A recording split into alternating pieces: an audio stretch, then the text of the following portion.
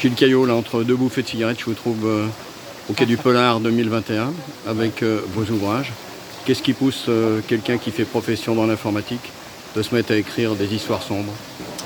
Alors je pense que déjà il y a tout l'historique de tout ce qu'on a pu voir, des livres et la sensibilité aussi des histoires un peu compliquées, un peu louches, etc. Et je pense qu'il y a aussi un besoin de décompression par rapport à nos métiers qui sont quand même exigeants. Et là on a besoin un petit peu de se défouler et je pense que créer un monde réel, enfin imaginaire pardon, contre ce réel permet de s'évader et donc de décompresser totalement par rapport à ce métier-là. Qu'est-ce qui constitue le ressort de vos intrigues?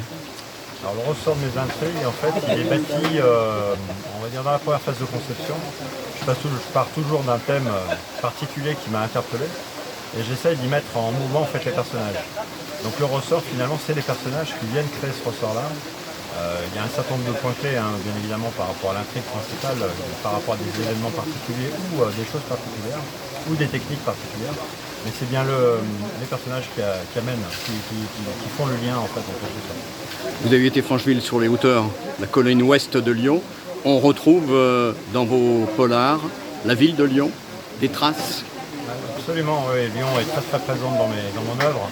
Donc j'ai écrit 9 bouquins et dans lesquels on retrouve Lyon systématiquement. Et notamment aussi des coins de l'ouest lyonnais, donc les bois de Paul-Lyonnais en l'occurrence sur le premier, dans lequel on fait la découverte d'un cadavre décomposé en fait dans la hauteur des bois. Aujourd'hui, vous avez des projets?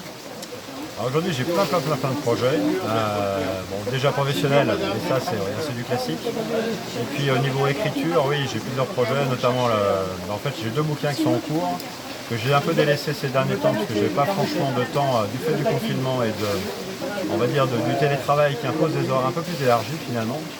C'est moins confortable que ce que je pouvais penser. Par contre j'ai ces bouquins en perspective, donc il y en a un qui est plus dans la lignée de thriller, on va dire un peu plus traditionnel, tueur en série. Histoire sombre, et puis un deuxième plus psychologique. Le confinement, ça a été un temps un petit peu pour pouvoir écrire? Le confinement a été assez horrible en fait. Ça n'a pas été un temps que j'ai pu utiliser pour écrire.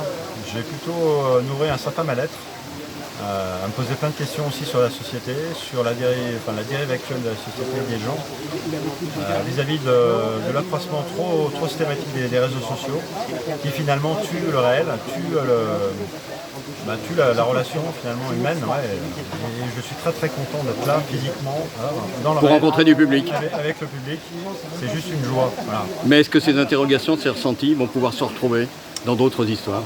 Bon, à mon avis, oui, très certainement. C'est souvent comme ça d'ailleurs. Dans un bouquin, dans la vie, moi je suis un peu une éponge.